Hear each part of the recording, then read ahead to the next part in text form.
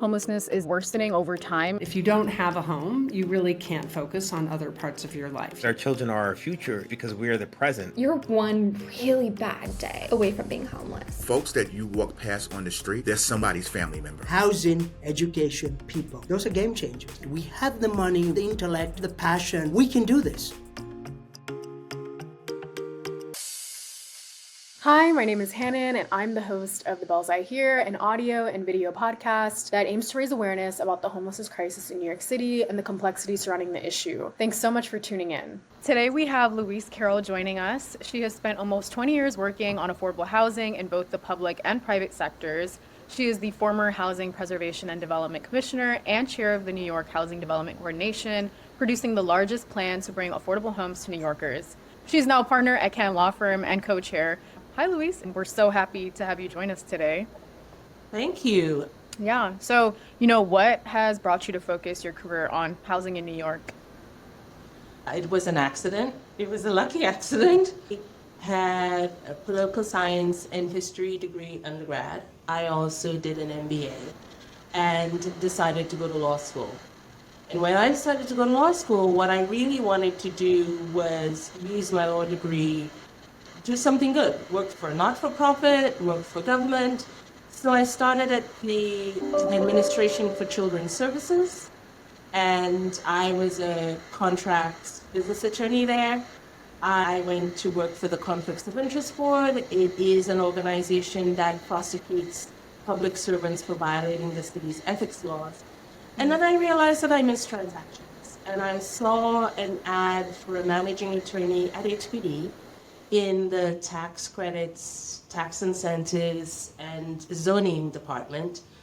And the tax credits portion of the job interested in me because it felt like what I had been doing on the business side before I went to law school. I worked for a German shipping company, and the laws in Germany that support shipping were very similar to the laws that the US government enacted in 1986 that supports affordable housing through low-income housing tax credits. And so I thought that was translatable, and I applied for the job and I got it. That was the luckiest thing that happened to me because I really, really fell in love with the work.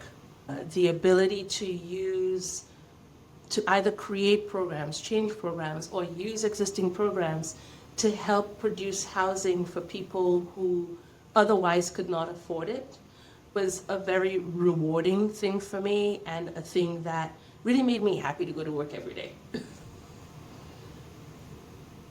It's like you're making kind of a difference in people's lives. Like, why wouldn't you be excited to help, right? Yeah. Absolutely, because if you start construction, within 2 or 3 years, those units are going to come online, right? And they're going to come online all over the city in places where there are good schools, with transit. And I'll never forget, as commissioner, going to, I think it was the Fountains, and we had just opened this big building that HPD had financed with the state. And I met a mother who had been in a domestic violence shelter with her 6-year-old, and they had been living there for years. And they'd finally gotten this 2-bedroom apartment, and her daughter had a room of her own for the first time. And she was so proud. And her mom explained how she kept it so tidy because she was so proud of having it. But her mother also said, now that I know what my expenses are going to be, now that I understand my housing costs will be stable, I'm now planning for a future. And if you get an opportunity to do that every day, at least for me, it never felt like work. Yeah, that's an incredible story, and I'm sure you constantly hearing about these incredible, experiences that people have. It's touching and heartwarming. So, what does affordable housing mean to you, and what does it look like in practice?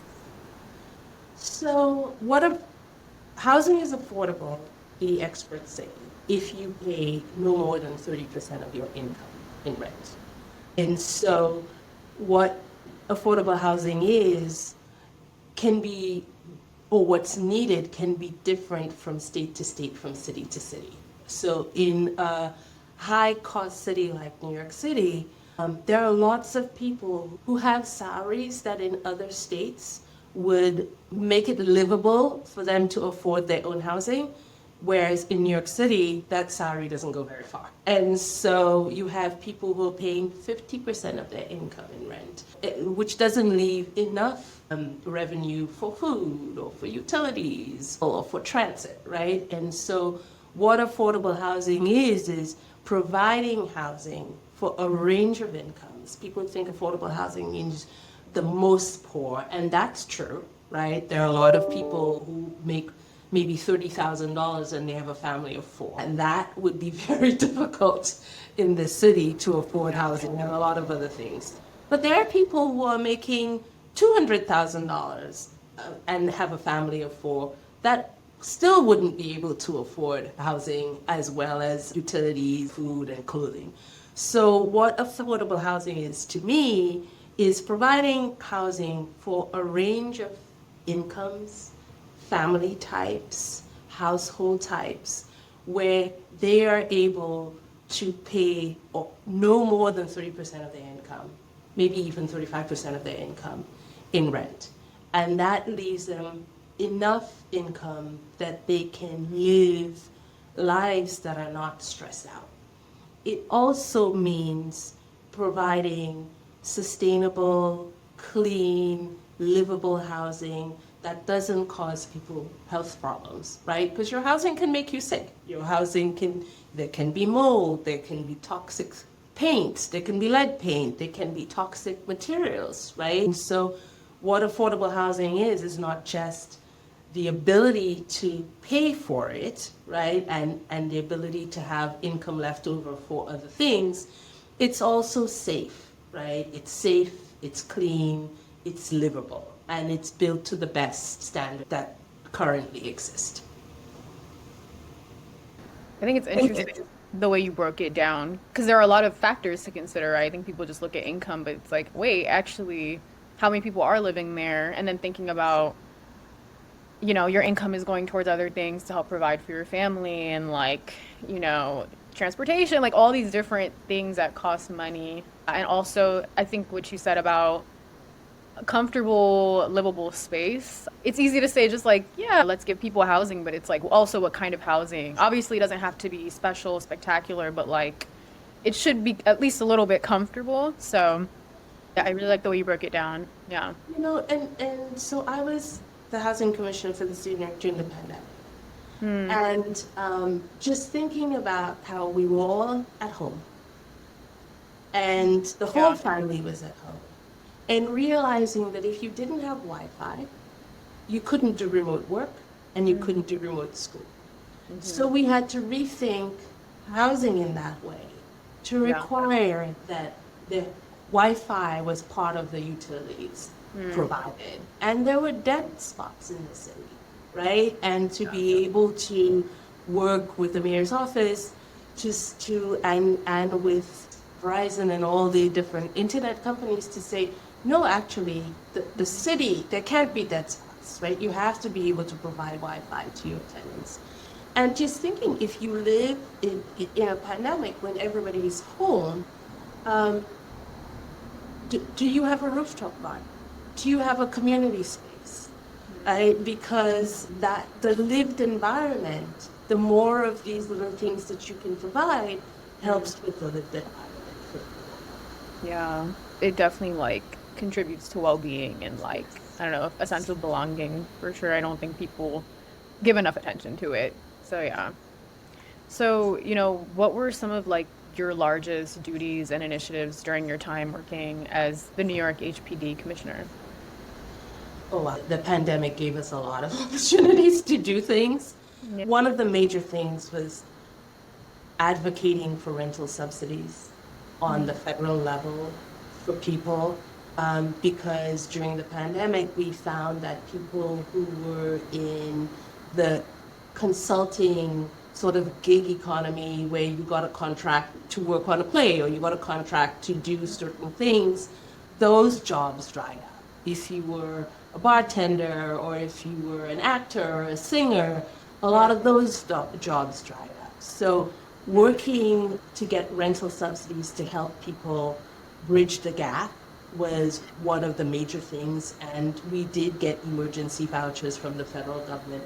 We also worked with the real estate industry and enterprise to raise funds through foundation and developers to give rental subsidies to the undocumented, because the federal rental assistance could not go to the undocumented. But those people were also in the temporary industries. And so we raised over $10 million in order to give rental subsidies to undocumented workers. And sometimes people just needed 6 months of assistance, right? Before the restaurants were able to open and have outdoor seating space, right? Or before the city decided to support restaurants by ordering food for people who were suffering from COVID, right? That was one of the ways that the mayors supported restaurants. But we needed a little bit of space and a little bit of time for those people to be able to afford their rent before all of those industries opened up again. We did a lot after George Floyd and all the racial incidents with police that were happening around that time. We looked at what we could do internally. So we looked at our staff, the composition of our staff, who was in management positions, and we tried to come up with procedures and policies to make sure that while we were doing good on the outside, we were going to try to make sure we had more equity and inclusion in management positions at HPD. We also came up with the equitable ownership policy. We looked at our pipeline. HPD spends about $1.2 to $1.4 billion in capital to produce housing. And the question was, who are we doing business with, right? If the people who we do business with should also be reflective of our city.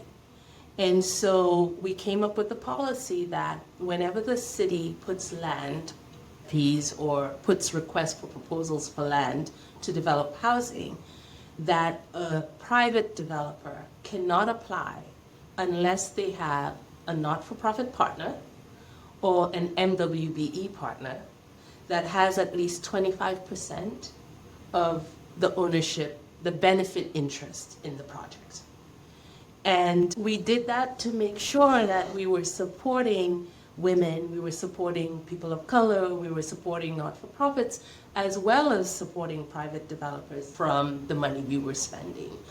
We had worked, although it was announced in the Adams administration, we had worked with Margaret Anadou at Goldman Sachs and HDC to come up with a guarantee fund, right? Because what we were finding out was that people of color got a lot of transactions with HPD, but they were small deals.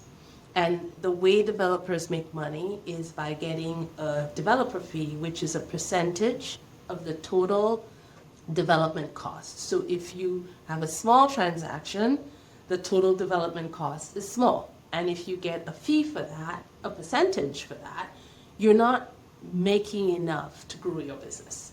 Whereas if you had a big transaction and you got a percentage fee from the cost of that transaction, now you were able to grow your business. And so one of the barriers to people of color being able to do the bigger deals is that they didn't have enough balance sheet or enough revenue to put up the guarantees that lenders were asking. 25% guarantee in case something construction fails and you don't finish the building. And so we worked to come up with a guarantee fund where the city and Goldman Sachs at the time would pay for the guarantee. So that wouldn't be an issue. Should also be reflective for, and it wasn't announced under the last administration, it was announced under the new administration, but we had been working diligently and had finalized the details of that. We also came up with a program to train not-for-profits and MWBs to be marketing agents when the city produces housing, that housing has to be rented to people who have the right income and who qualify, basically. And so marketing agents, the agency qualifies people to do that marketing, and they get paid by the developer to do that marketing on behalf of the city and the developer.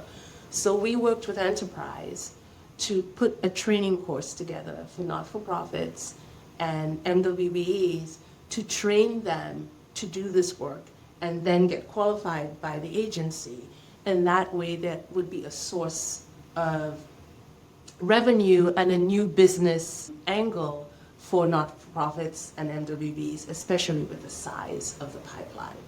We also worked with Enterprise to train low-income tenants who lived in housing to take jobs in the industry, right? And so we created a course with Enterprise where people could enroll, and at the end, there would be a job fair with the developers where they can work in the industry that provided housing for them. We did a number of things. We changed our design guidelines in light of COVID to request things like outdoor space, right? Where people to require Wi-Fi and broadband, and also operable windows, right? That can open, because sometimes you live in apartments where the windows don't open, right? In addition to that, we closed record number of units were financed. So we did a lot in the time that I was at HPD, and I think it's because the moment we were in required it. Yeah, I'm like listening to you and all the things that you guys have done, and I'm just like so amazed. It seems like it was very intentional, and you guys are making sure that you are helping people get back on their feet, and then also building these intentional relationships, right? Making sure like you're giving back to people. So it's amazing the work that you guys have done. It's amazing to hear everything. And I mean, it continues. The folks at HPD under the new administration are also doing great things, but I'm very proud of what we did at the moment because the moment called for it. So, what kind of goes into like finding and creating affordable housing, like within HPD or, within your past experiences? So the way housing is produced today, affordable housing is built by private entities, whether it's a not-for-profit or an affordable housing developer.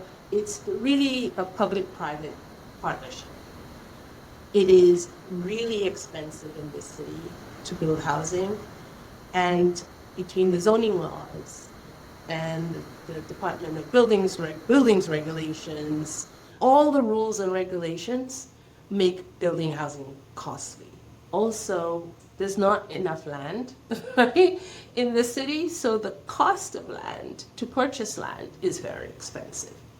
So all of those things together mean that if you were going to build a building, you would have to charge really high rents in order to cover the cost of land. The cost of interest rates at one point was really, really high, right? So to cover the cost of borrowing, as well as insurance, all the things that go into keeping a building. So if you're going to build a building as a rational actor, you would need to build one that is rented or sold to people with really high incomes, because that's the revenue needs to cover the cost of maintaining not only building it, but maintaining the building long term. So what we do, and developers know that, is they can bring us HPD land, right, to say, I have a piece of land, I would like to build affordable housing. These are my plans, these are my specs. You, HPD, have a term sheet, right? And the term sheet says you will loan me X amount of dollars per unit of housing that I produce at a low interest rate, lower than I can get on the regular market, right? So one HPD, you'll also give me a tax exemption, right? Because taxes is another huge aspect of maintaining housing. Maybe you will give me tax credits, right? And those tax credits come from the federal government and they're given per capita to states and municipalities. And I'll take those tax credits that you give me and I will go and sell them on the market. I will sell them to banks or high net worth individuals, and I will bring in more funding, right, to build this. So this is the partnership that happens where, and in exchange for all of that, I will rent those units to people who would not normally be able to afford it, because now you've reduced all my costs, right? You've reduced my cost of borrowing, you've reduced my real property taxes. You maybe, in some cases, remember I talked about the RFPs, in some cases, it's the city that owns the land, right? And the city will put out a request for proposals and say, we have this piece of land. We will give it to you for $1, right? We're taking away your cost of purchasing land. And in exchange, I want you to tell me what is the best building you're going to produce on this property. I want it to have a grocery store. I want it to have a bank. I want it to have a school. I want it to have a nursery. You guys put your plans together and we'll review it and we'll pick the best one, right? And we'll give you the land. And we may also give you a loan, a low cost loan. So the way housing is built is really a public-private partnership between people who either have land and bring it to the city, or where the city puts out its own land and people compete to get it to build housing. How often does that happen? Like where the developers kind of come to you guys for assistance? Oh yes, HPD has, we call projects that are waiting to be developed the pipeline, right? As you would have a pipeline of cars that go through waiting to be for the tires and the windows and the hood and everything. HPD calls their housing waiting list basically a pipeline. And the pipeline is full of both projects where they have put land out and asked people to respond, and where developers have purchased land and brought it to the city.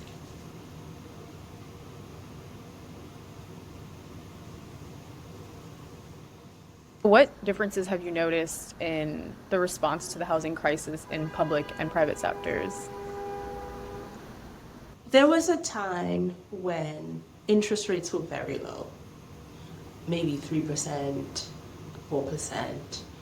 There were maybe less regulation, more stability. I think after the pandemic, when interest rates were really, really high, banks were weary of lending to these projects. It meant that the city had to be maybe the sole source of funding. There was a time where you could build mixed income housing, a mix of market rate and a mix of affordable housing, with just a tax exemption and private debt, which meant that it gave the city breathing room to use its money on providing housing for the lowest income, right? So the market was producing housing for a mix, and the city could use its dollars for the lowest income. Somewhere along the way, after the pandemic, where interest rates were really high, the tax exemption that existed that supported this mixed income housing that was produced entirely by the private market, that was allowed to lapse. And it became very, very difficult for the city and the private market to keep up with the housing needs. The state subsequently replaced the tax exemption. Mayor Adams, his administration did the City of Yes, which allowed for more housing to be built, less restrictions on zoning to allow more housing to be built everywhere in the city. The city's putting out a lot of RFPs right now. It feels like interest rates are coming down. So we're hopeful that the climate to build more housing will be better It's starting to improve, but there was a time when it was really, really difficult in the last 3 years. When sort of like HPD was kind of figuring out, or was sort of building more affordable housing, did you guys ever kind of like model it after other places, or? Absolutely. So before I became commissioner, Mayor de Blasio had campaigned on bringing mandatory inclusionary housing, mandatory inclusionary housing program citywide. Meaning before this administration did the City of Yes, the Blasio administration did mandatory inclusionary housing, which meant that any time the city created the ability for a developer to do more housing on a piece of property, they were mandated to provide low-income housing as part of that project. There were parts of the city that were rezoned, and as part of that rezoning, every time there was a citywide rezoning, it was mandated that any housing produced had at least 25% of that housing had to be affordable to persons of low income. And I was not commissioner then. Vicky Bean was the commissioner. Alicia Glenn was the deputy mayor. But I was then an assistant commissioner, and I was the head of that group that wrote the program. And we looked to California and we looked to other parts of the country while we were considering what we would require in New York City. And what we found was that, other programs throughout the country were not producing as much housing under those mandatory inclusionary housing programs as we would want. And so we created what I think still today is the most robust mandatory inclusionary housing program, requiring up to 30% affordability under those programs. The HPD commissioner is part of a group that Enterprise pulls together of commissioners in high-cost cities. So Chicago, California, Florida, New York, and other places. We talk regularly, monthly, about the issues that each commissioner is seeing in their municipality. The HPD commissioner is able to draw on other people's experiences, as well as in other states being able to draw on New York City's experiences. When you look at other states and cities, New York has the reputation for doing the most innovative and the most creative and having the biggest programs. So there aren't other cities that put as much money towards housing as New York City does. So I remember being on high-cost cities, and when my counterpart in California understood how much New York City puts in capital to produce housing, she was shocked and demanded that her city at least increase her budget to put, in my time it was $1.2 billion. I think this administration it's something like $1.4 billion towards creating affordable housing. It's just, it's something that other cities don't do. So yes, we do talk to other cities. We do look at what they do. When we had the emergency vouchers that we had advocated for from the federal government, we looked at other cities. Cities like California had a really simple way of getting the money out, and we tried to model our program on theirs. So there is a lot of cross-learning, but still New York City does things in a really innovative, big way. Yeah, it's crazy to hear how much is invested in housing here. Yeah, I'm sure it's important to look at what other cities are doing to help inform, your process. Have you heard about the recent Fairness in Apartment Rental Expenses Act, the FAIR Act?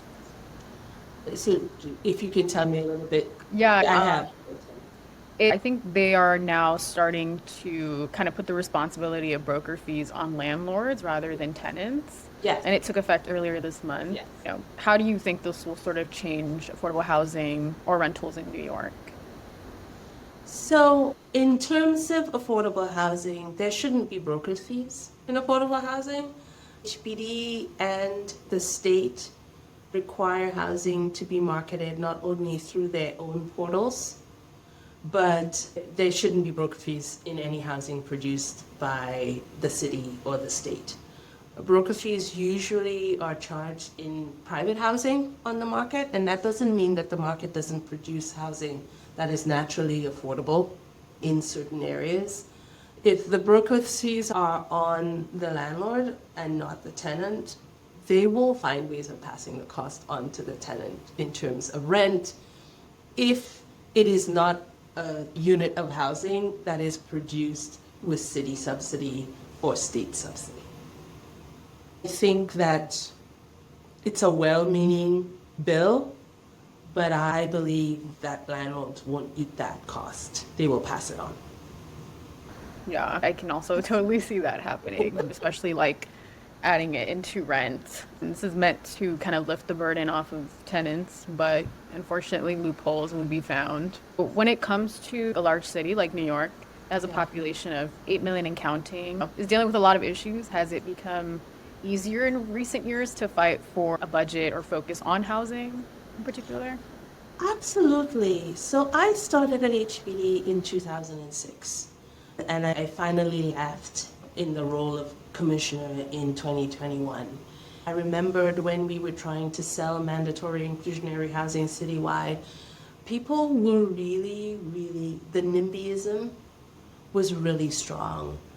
People supported the idea of New Yorkers being able to have a safe, affordable place to live. They just didn't support it next to them. Going around and trying to promote the construction of housing, the changes in the zoning laws to allow more housing in transit areas near good schools, you would get a lot of resistance at community board meetings. Now, there's been a real shift, and everybody talks about the need for housing. If you look at the campaign for mayor, everyone talks about the need for housing. Any campaign in the city these days, and that's a really, that has been a change that has happened over time. I think the mandatory inclusionary housing program that we wrote under Mayor de Blasio almost failed. We were begging community boards to vote no with conditions as opposed to just voting it down.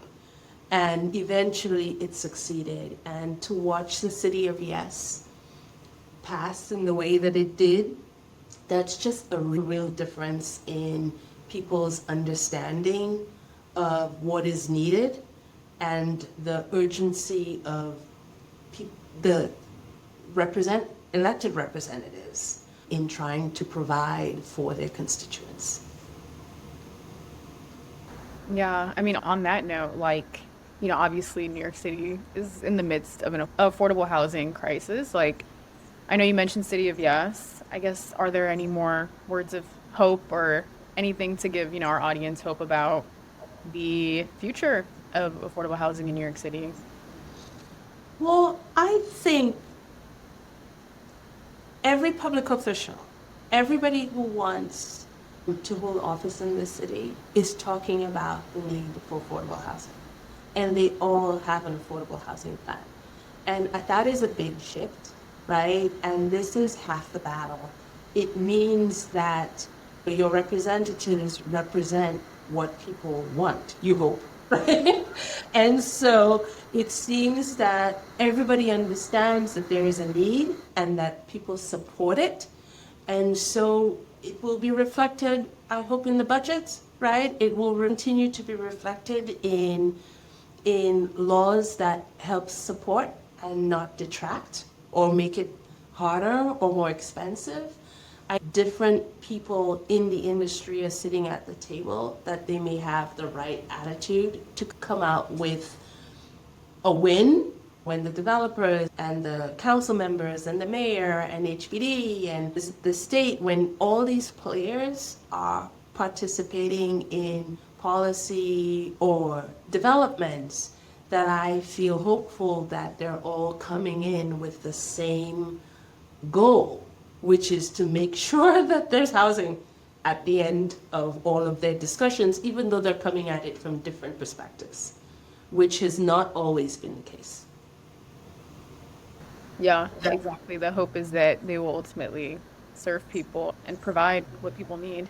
which is affordable housing. Yeah. So it's been so lovely having you on. Yeah, we're so grateful that we got to hear from you. Thank you so much, Louise. Thank you. Appreciate it. Thank you for tuning in to today's episode. The episode was hosted by me, Hannah Nabraha, produced by Baron Mello.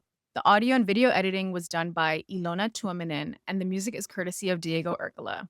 If you enjoyed today's episode, be sure to subscribe to The Bells I Hear and follow us on social media at The Bells I Hear to find more content and to spread the word. Thanks again. Till next time.